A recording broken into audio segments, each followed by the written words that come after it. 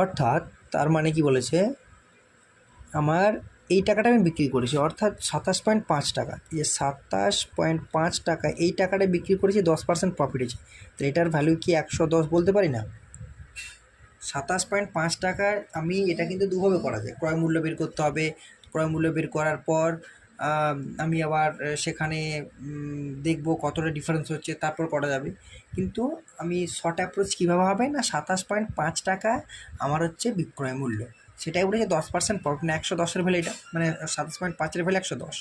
তাহলে একের ভ্যালু হয়ে গেল কত না 110/27.5, ঠিক আছে। তাহলে দেখো 25.75 ভ্যালু কত না 25.75 ভ্যালু কত হয়ে যাবে না 110/27.5 ইন্টু 25.75, ঠিক আছে।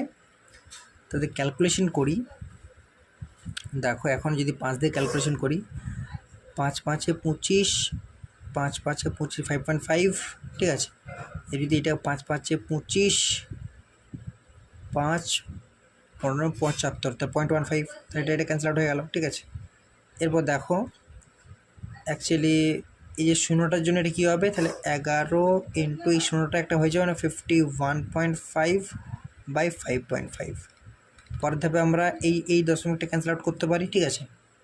তারপর দেখো 11×5=55, 5 দিয়ে কাটি, 5×10=50, আর 5×3=15, তাই না। তাহলে লেখার জায়গা কুলোচ্ছে না, তাহলে অ্যাকচুয়ালি কত হয়ে যাচ্ছে, এটা অ্যাকচুয়ালি এটা কাটলে 103 হচ্ছে না, যদি 5 দিয়ে কাটি, 11 দিয়ে কাটলাম, 5 দিয়ে 55 হয়ে গেল, 5 যদি এটা কাটি এটা 103 হয়ে যাবে।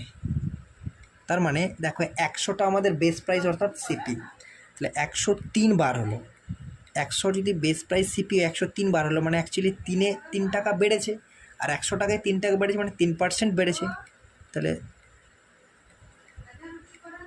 3% বেড়েছে, ঠিক আছে। Next question, if